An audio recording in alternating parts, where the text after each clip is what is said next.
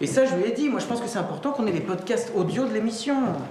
Il y a de même qu'il y a maintenant la radio filmée, il faut qu'on ait la télé écoutée. Enfin, ça, j'en ai parlé à Régine. Tu sais, maintenant, c'est cross support.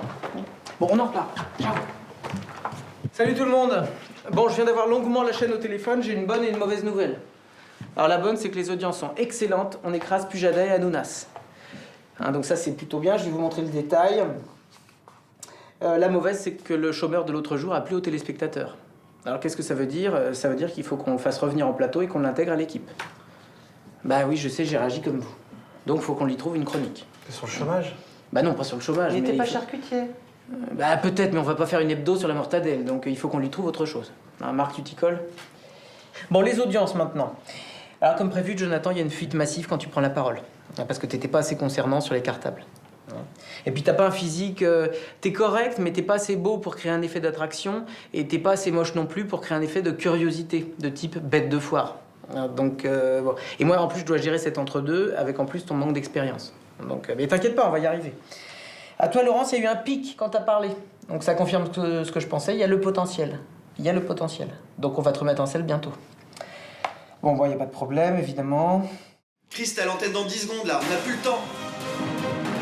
10, 9, 8, 7, 6, 5, 4, 3, 2, 1... Bonsoir à tous, bienvenue dans Importantissime. Pas de sommaire aujourd'hui parce qu'on sait comment ça va se passer. Vous allez rester scotché bien gentiment dans votre canapé et il n'y aura pas de problème. Parlons cinéma pour commencer. On fête ce dimanche les 80 ans de la grande Brigitte Bardot.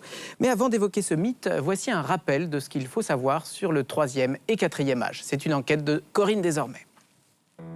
De tout temps, les grands-pères et les grands-mères tels Brigitte Bardot ou le général de Gaulle ont été importants dans notre société. C'est la roue qui tourne. Malheureusement, les minimums vieillesse ne suivent pas, car pour respecter nos engagements auprès de l'Union européenne, il a fallu encore se serrer la ceinture, et ça, ce n'est pas du cinéma. Allez, avant de parler de Brigitte Bardot, on va profiter d'une autre mamie, Marianne Faithfull, Mémé Faithfull, on en profite tant qu'elle est encore là. C'est maintenant, en live, rien que pour vous, Marianne Faithfull. Avec le live, c'était l'émission parfaite, là. Ouais, alors justement, tu veux qui pour la semaine prochaine? Beyoncé. J'ai envie de lui filer un coup de main.